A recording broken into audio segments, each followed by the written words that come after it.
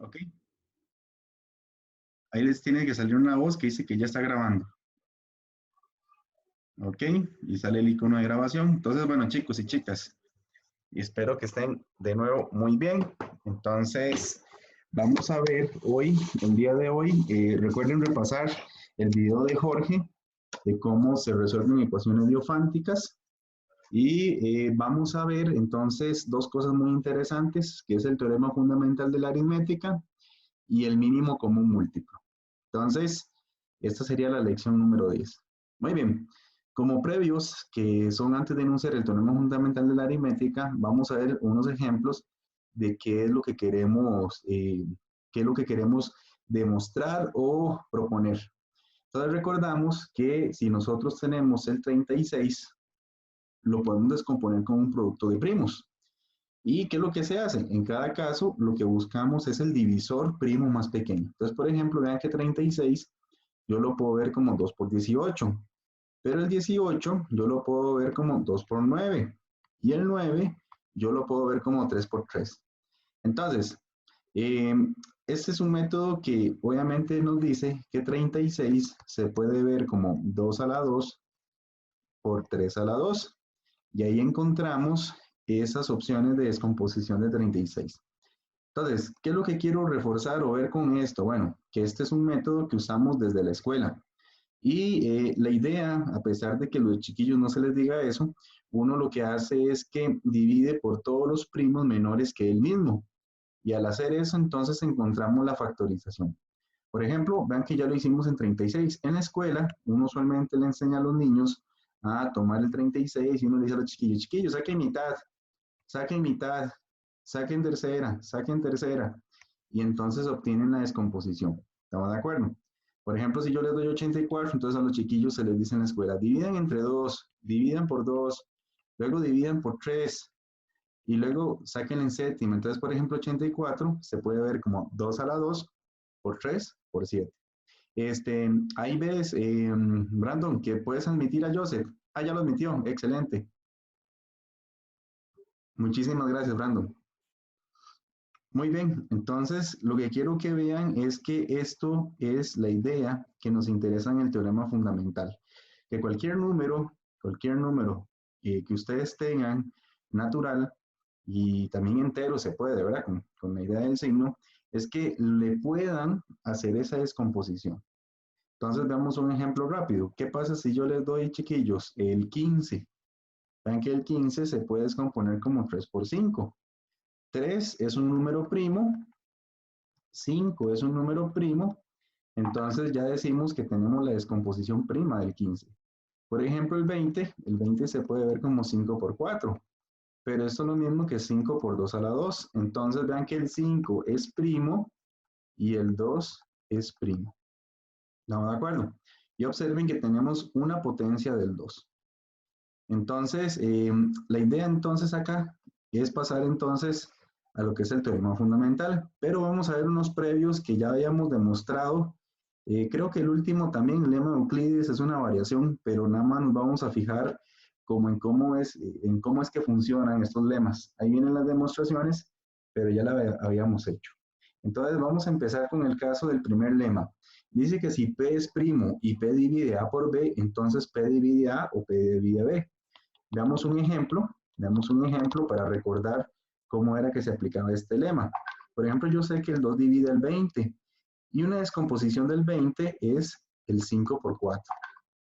Pero además, yo me doy cuenta que el máximo común divisor del 2, ojo, del 2 y del 5, por ejemplo aquí el 5, ven que es 1. Ellos son primos relativos. Entonces, ¿qué dice ese lema? Ese lema dice que 2 divide a 20, es decir, 2 divide a 5 por 4. Pero ya yo sé que el máximo común divisor entre 2, que es el que divide con el 5, es 1. Entonces el teorema me dice que el 2 tiene que dividir al otro, que no es primo relativo. Es decir, el 2 divide al 4. Hasta ahí todo bien, chiquillos, ¿sí? No hay ninguna duda con ese ejemplo. Eso es lo que dice ese lema, ¿verdad? Si ustedes tienen que un número divide a otro y buscan la descomposición, no tiene que ser prima, pero lo descomponen al ser compuesto, y el máximo común divisor entre el divisor y el número o alguno de los factores es 1, es decir, son primos relativos, entonces por defecto el divisor o el número que divide tiene que, bueno, valga la redundancia, tiene que dividir al otro factor de 20, en este caso al 4. Por último, vemos el lema de Euclides. Estas son presentaciones que están en el libro de Walter, entonces ahí viene directamente la prueba. Como les digo, la prueba no la vamos a hacer, la idea es que le hagan lectura, ya eso lo habíamos demostrado o venía de ejercicio, entonces veamos un ejemplo para recordar. Entonces, vean que este lema de Euclides o esta variación del lema de Euclides funciona así. Yo tengo un número que es primo y yo tengo que, por ejemplo, el 5, que es primo, divide un número. Por ejemplo, el 5 divide el 70, pero 70 se puede escribir, por ejemplo, como 7 por 10.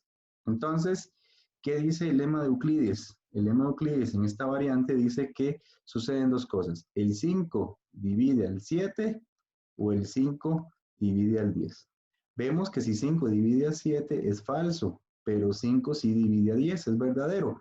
Por lo tanto, toda la proposición, como hay una disyunción, va a ser verdadera. Entonces, vean qué interesante. Conociendo que es primo, técnicamente ya tenemos el resultado. No sé si tienen dudas con esos ejemplos, chiquillos. Es muy fácil, pero sí hay que recapitular en esos detalles. Bueno, si no hay dudillas, entonces veamos entonces ahora sí el teorema fundamental de la aritmética. Recuérdense que en matemáticas uno, sobre todo en álgebra, uno ve el teorema fundamental del álgebra. Bueno, en teoría de números existe el teorema fundamental de la aritmética, sumamente importante, un teorema que no es difícil de demostrar, pero que nos dice el comportamiento de todos los números, o nos habla sobre el comportamiento de todos los números naturales con respecto a los primos. Entonces, vamos a él. Dice que todo número natural compuesto, siempre que sea mayor que 1, se puede factorizar de manera única, salvo el orden de sus factores como P1 elevado a una potencia, P sub 2 elevado a una potencia. Aquí hay unos puntos suspensivos, esa S no va ahí. Hasta un P sub K con una potencia B a la K. Entonces, P1, P sub 2 hasta P sub N son primos distintos. Ojo esta palabra, son primos distintos. Y los beta 1 hasta los beta sub N son enteros positivos. Entonces, esta factorización se llama la factorización prima de N. Y vean que aquí la idea del teorema es probar dos cosas. Es probar la parte de existencia y unicidad. Entonces tenemos que probar que lo que decimos es posible, se comporta para todos los números naturales. Entonces probamos una cuestión de existencia, pero además tenemos que probar la unicidad. Entonces, vean que son dos detalles importantes. Entonces, la prueba, vean que se hace una redacción de la prueba. Lo que importa aquí es que la prueba se hace por inducción completa, es decir, nos interesan todos los antecesores valores o todas las proposiciones anteriores que sean verdaderas y completamos con la que viene, con la proposición késima que sea verdadera. Entonces, aquí nos dicen que el resultado es cierto para 2. ¿Cómo es eso posible? Bueno, veámoslo en esta parte. El 2 se puede ver como 2 a la 1 y ya sabemos que 2 es el primo más pequeño que es mayor que 1. Tenemos aquí un entero positivo como potencia, entonces funciona. ¿Estamos de acuerdo? Entonces ahí está listo. Se puede ver que el 3 es lo mismo que 3 a la 1 y también funciona. Se puede ver que el 4 se puede ver como 2 a la 2. 2 es primo y vemos que 2 es una potencia entera positiva. Entonces también funciona. Y análogamente se puede ir probando con todo el resto de números. Sin embargo, la prueba aquí solo queda en 2. Bueno, como eso ya es de cuidado, vamos a suponer ahora que el resultado es cierto para n igual 3, 4, hasta un número k. Entonces, hay que probar que es cierto para k más 1. Entonces, tenemos dos casos, como lo vimos en el lema anterior. Si k más 1 es primo, queda listo. Es decir, como k más, recuerden que hay infinitos primos. Eso lo habíamos visto con el teorema de Euclides, ¿verdad? Que había infinitos primos. Entonces, el siguiente número, si es primo, ya está listo. ¿Por qué está listo? Porque si n es primo, quiere decir que ya él mismo se puede ver como k más 1 a la 1 y ya estaría. Pero si K más 1 es compuesto, entonces ya sabemos que tenemos una proposición que todo número compuesto se descompone como al menos dos factores, como A y un B. Sin pérdida de generalidad, se puede suponer que A sea más pequeñito que B. Y con la condición de que esos factores, pues obviamente son mayores que 1, pero a su vez son menores que K más 1. Y, por ende, este número, el siguiente, se puede ver como la multiplicación de A y B, que son primos. Pero, por hipótesis de inducción, A y B se factorizan como productos de primos.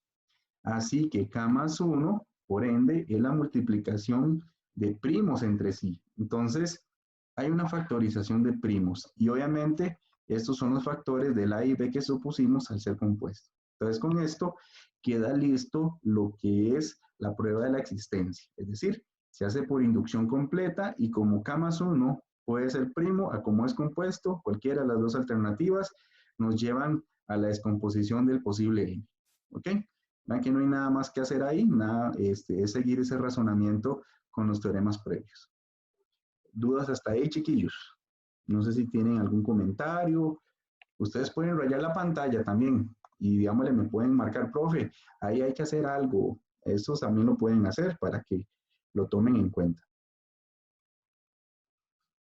Bueno, si no hay más dudas, yo creo que me han entendido, entonces, o me escriben por el chat, entonces sigamos entonces con la parte de la unicidad.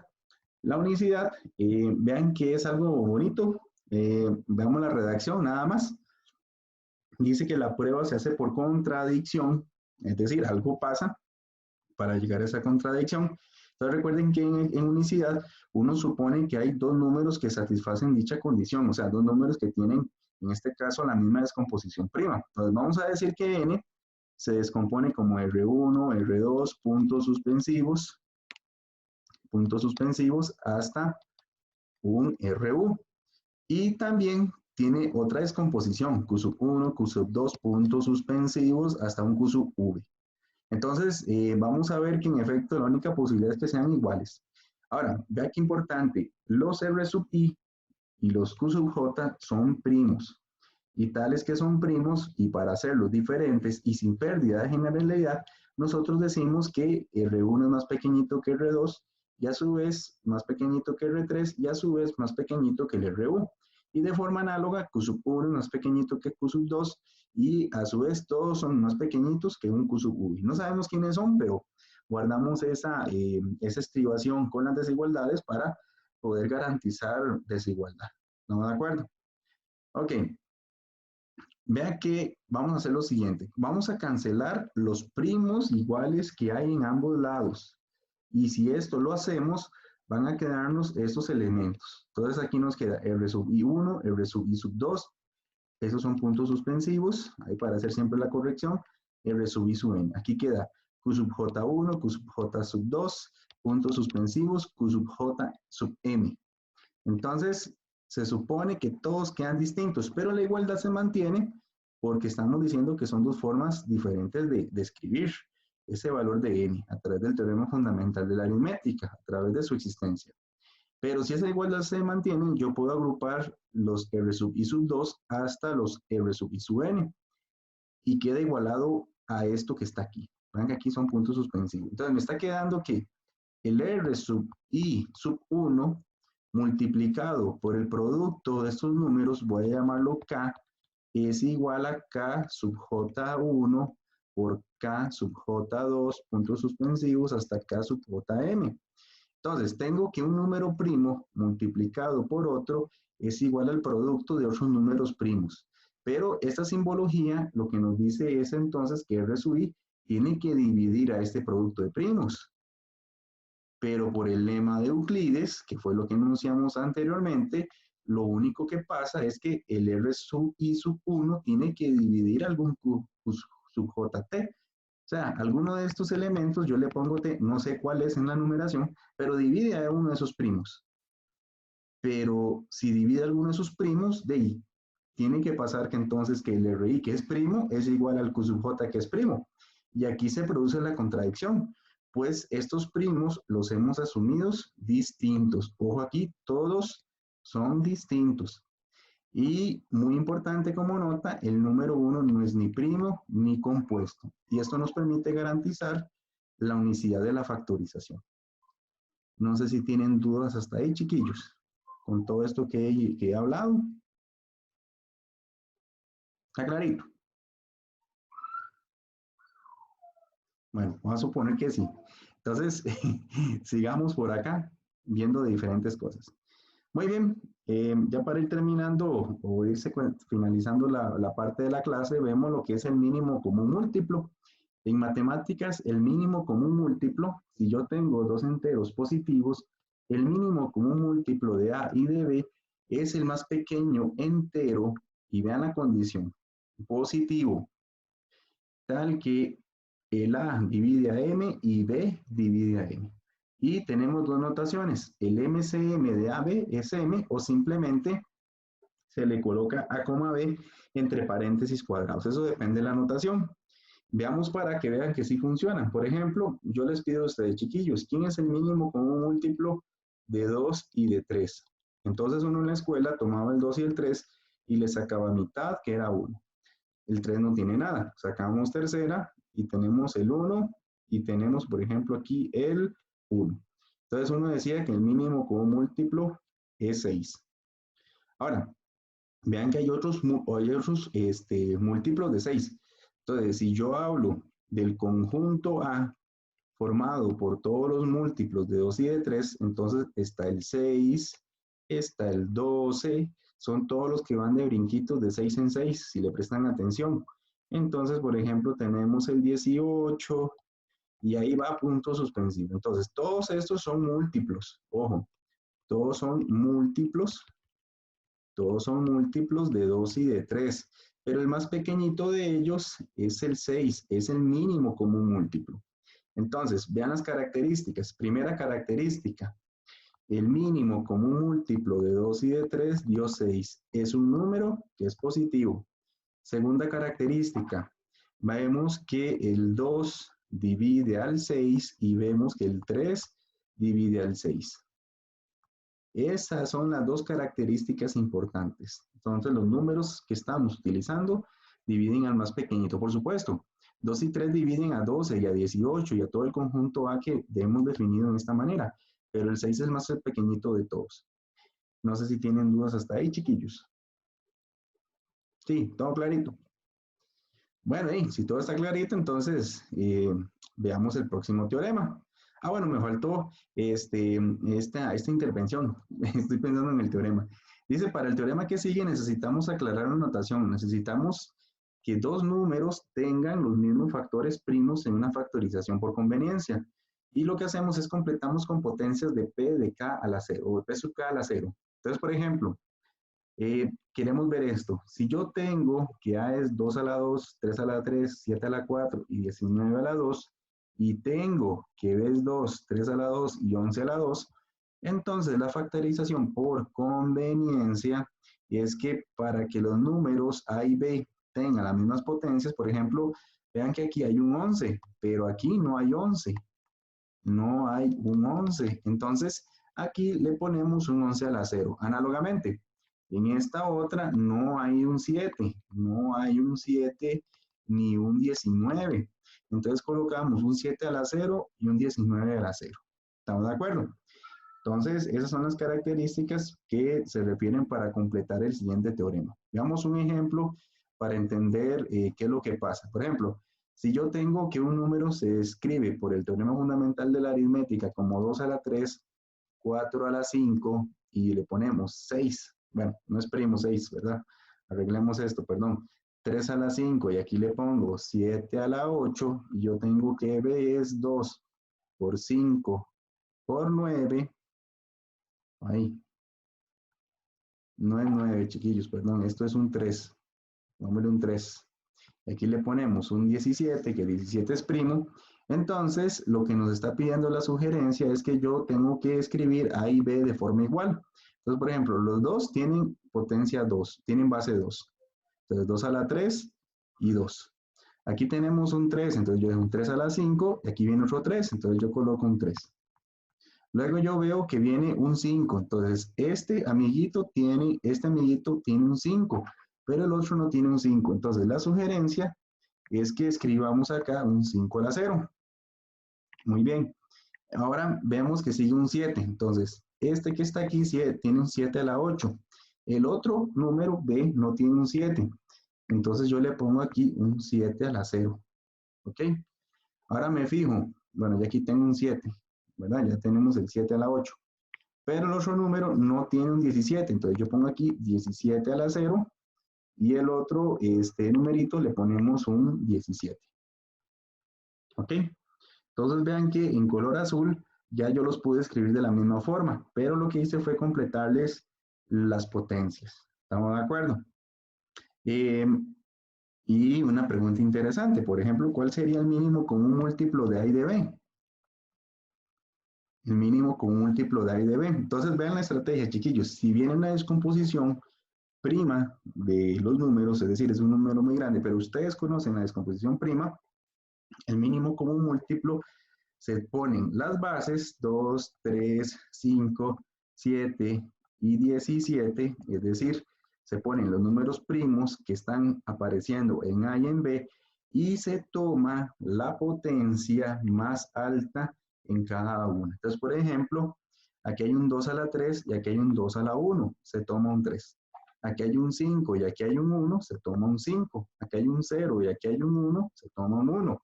Aquí hay un 8 y aquí hay un 0, se toma un 8. Se toma un 0 y aquí hay un 1, se toma un 1. Entonces, vean qué interesante. Ese es el mínimo común múltiplo de ese número. Y lo pueden comprobar, lo pueden hacer en cálculo. Así se encuentra cuando hay una descomposición prima. Se toma el más grande de las bases que se encuentren y la potencia más grande. ¿Dudas hasta ahí, chiquillos?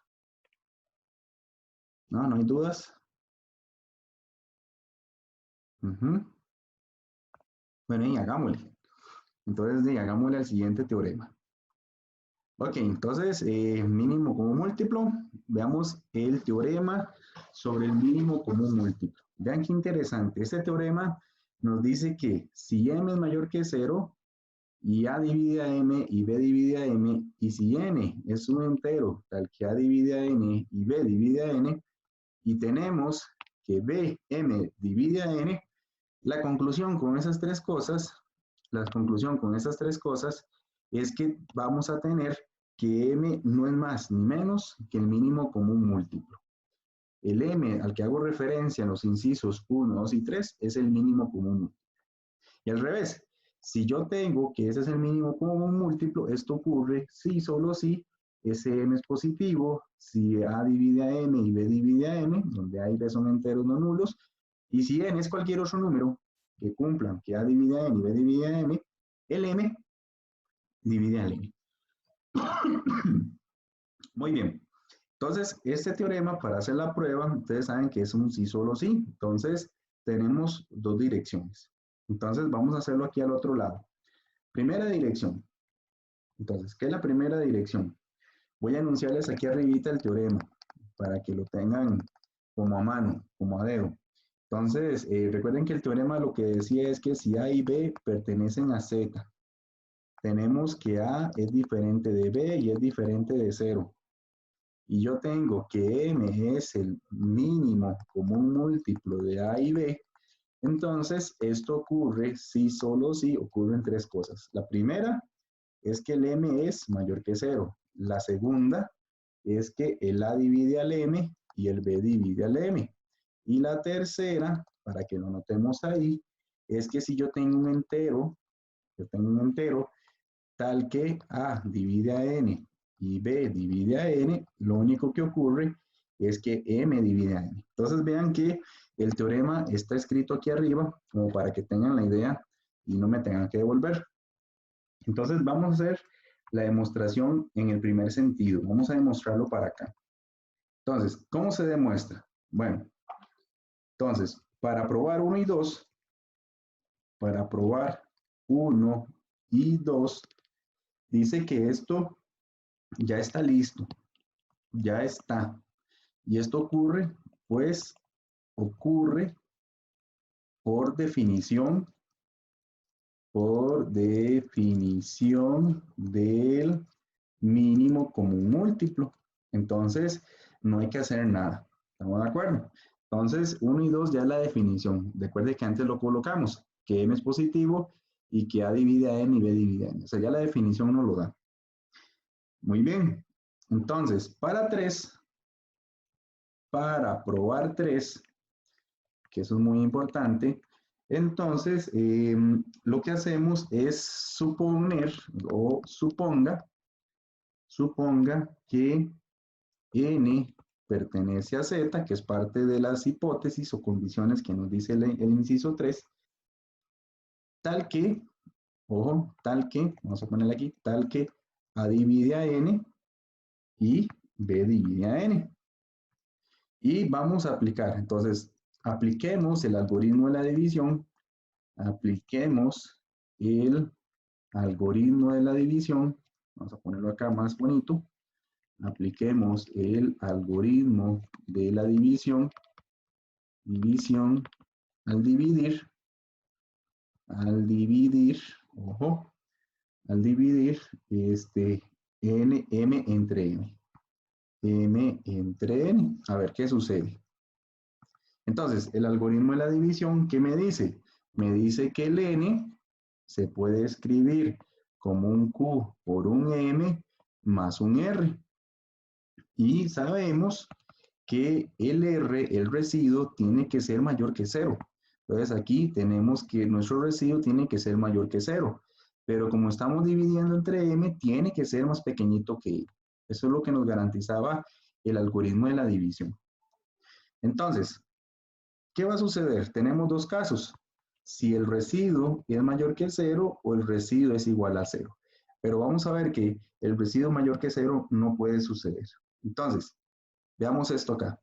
Entonces, si el residuo es mayor que 0, quiere decir que el residuo yo lo puedo descomponer, puedo despejarlo de acá y el residuo se ve como n menos m por q o n menos q por m. Pero, recordamos que suceden dos cosas. Primero, acuérdense que parte de las situaciones que dijimos, voy a apuntarlo en color rojo, bueno, en color naranja, dijimos que A divide a N. ¿Qué significa que A divide a N? Por ejemplo, le pregunto a Joseph, que anda por ahí. No sé si está por ahí, Joseph. Tal vez ni está Joseph. Ahí está. Joseph, ¿qué significa que A divide a N? Sí, que A divide a N. Esto que estoy marcando en color naranja. Y que n es múltiplo de A. O sea, Sí. Ajá. Sí, que que n R. por... Ajá, que N es igual a ¿qué?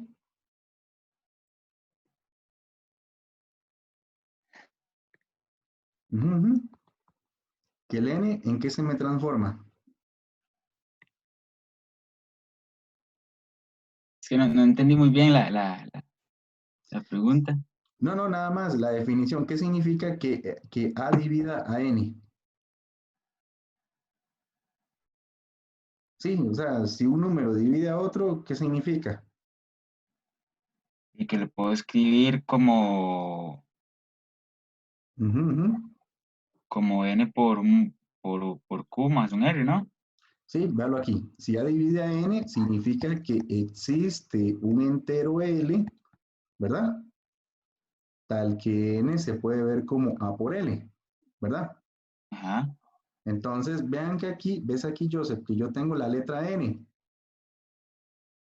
Entonces, ya yo sé que la N se puede ver como A por L. Entonces, yo puedo ver la R aquí como A por L. Sí, Ok. muy bien. Eso es. Ahora vamos a preguntarle a Esteban. Esteban, que anda por ahí, que se metió ahí. Esteban, Sí, ¿qué señor. significa? Ah, Sí, señor. excelente, Esteban. Esteban, ¿qué significa que B divide a N? ¿Qué significa? que, que podemos escribir a n como b por un k que pertenece a los enteros. Muy bien. Vamos a ponerle un L', pero es lo mismo que el K, nada más para no. Okay, okay. Es la misma cosa. Que N se puede ver como B por un L'. Sí, ¿verdad? Sí. Entonces aquí donde viene, entonces el mismo n también se puede ver como b por un L'. ¿Ok? Muy bien. Entonces, excelente. Entonces aquí tenemos menos Q por la letra M. ¿Ok? Vamos a preguntarle a Mariana, que anda por ahí. Mariana, vea que tenemos una cosa importante, Mariana. Tenemos que A divide a M. Aquí arribita en rojo. ¿Qué significa eso, Mariana? Que A divide a M.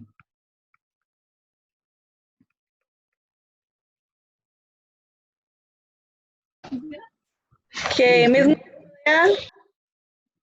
que M es igual. ¿Aló? Profe, es que sinceramente ahorita me vengo conectando porque Ismael me pasó el código mal, entonces no sé. Ah, pucha, no, no, cambiémosla entonces, tranquilidad. Preguntémosle a Paola. Paola, Paola, Sí, profe. ¿qué significa que A divide a M? ¿Qué significa eso? Que M es igual a una por un K. Muy bien, entonces que existe un K que pertenece a Z, tal que M es igual a A por K. Hasta ahí vamos bien. Entonces, mira que aquí aparece la letra M. Entonces, en vez de colocar menos Q por M, yo puedo poner Q por A por K. Y Charon, ¿qué significa? Vamos a preguntarle a Charon. Charon, ¿qué significa que B divide a N? Charon, perdón, que B divide a M, que está aquí arriba en rojo y que aquí lo voy a arreglar. Charon. Sí, profe. Sí, ¿qué significa eso? Que B divide a B M. divide a M. Ajá, sí, ¿qué Que significa? existe un K' Sí, que muy bien. pertenece a los enteros. Ajá, Así que M es igual a B por el K'. ajá, muy bien, que B es igual a B por K'. Entonces aquí, en vez de colocar la M, la otra situación es que yo puedo colocar B por K'. ¿Todo bien hasta ahí, chiquillos? Les pregunto porque se nos generan dos opciones. Vean, voy a borrar la parte de abajo para tener espacio, pero cualquier cosa, ahí lo ponen en una nota. Vean que aquí no lo agregué, pero mientras voy borrando, lo que está en amarillo y lo que está en rojo es parte de las condiciones que tenemos de definición de divisibilidad y de las cuales ya nos están dando por hipótesis. Entonces, volviendo a lo que quiero demostrar, entonces ya yo veo que aquí el R se puede ver como un A por L menos Q por K. Y aquí yo veo que el R se puede ver como un B por un L' menos Q por un K'. Es decir, esto se puede ver como A por X y este se puede ver como A por Y, donde este es el X y este es el Y. Entonces, vean lo que está pasando. Estoy llegando a que R es igual a A por X y estoy llegando a que R es igual a A por Y. Obviamente donde X y Y son enteros, ¿verdad? Y obviamente que hay que escribir que K y L son enteros, pero ustedes se lo agregan. Pero ¿qué significa que R es A por X y R es A por Y? ¿Qué significa eso, chiquillos?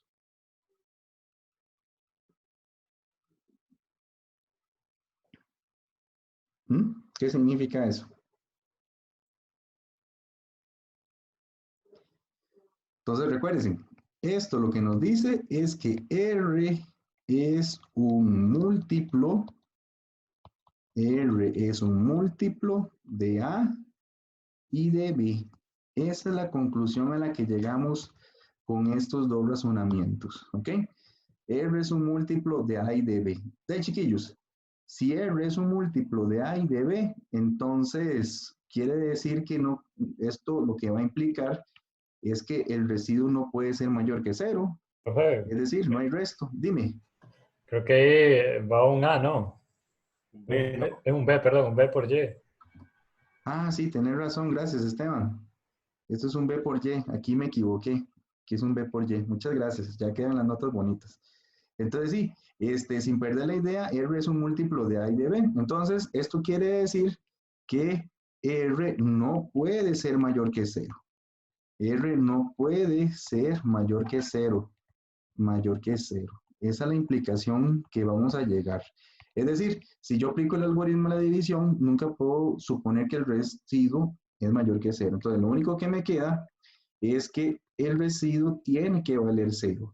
Y si el residuo vale 0, lo que significa es que yo dije que n era q por m más r. Pero este r se va y lo que va a pasar es que n es lo mismo que q por m. Pero, ¿qué significa esto? Esto significa que q es un número por escoger, es un cociente. Entonces, en términos de divisibilidad, significa que m divide a n. Y voilà, terminamos la implicación al otro lado. Obsérvenlo aquí. Yo tenía que probar que m divide a n. Y yo llegué, en efecto, a que m divide a n. Y listo. Y ahí tenemos resuelto esa implicación. No sé si hay dudas, chiquillos. Si les hago un resumen hablado, narrativo. Recuerden que ustedes pueden rayar la pantalla. Si quieren hacer alguna intervención en alguna parte. ¿Sí se entendió?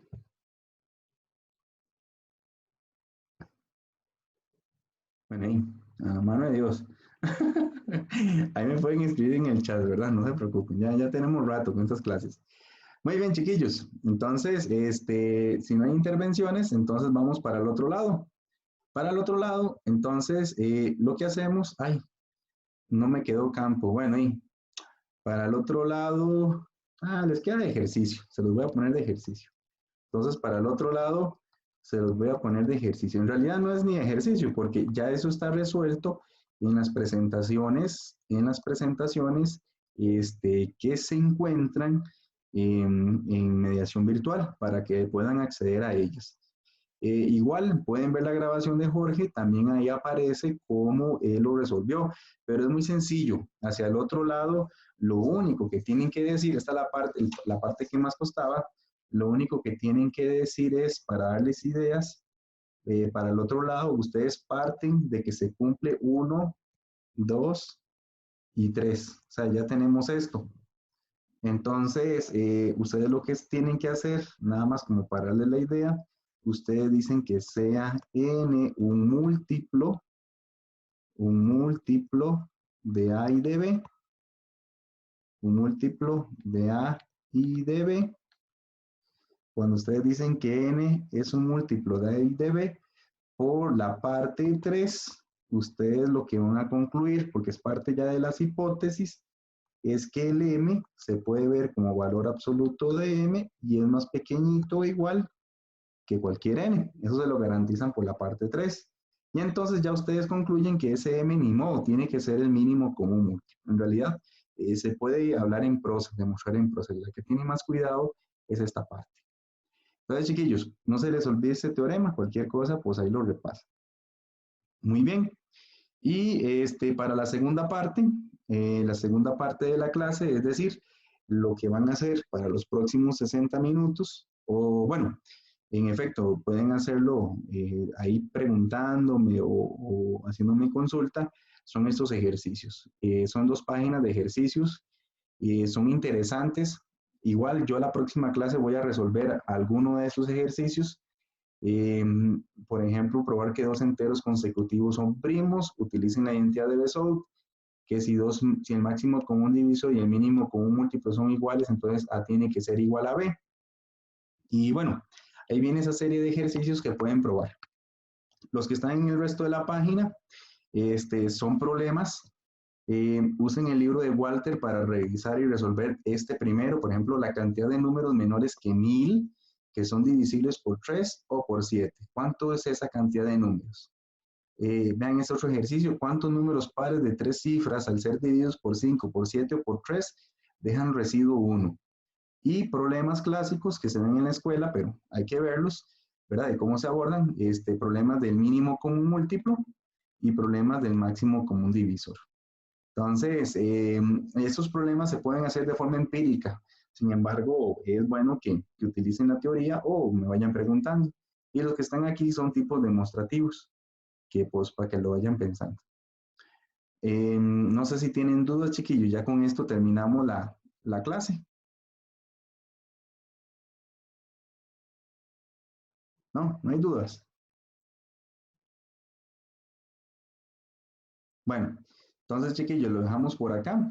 Estamos en contacto. Vayan trabajando los ejercicios y me pueden ir preguntando. Yo voy a quedarme por aquí conectado. Voy a ver qué anda haciendo el chiquitillo mío nada más. Y la clase igual se la subo a YouTube y la subo a Mediación Virtual.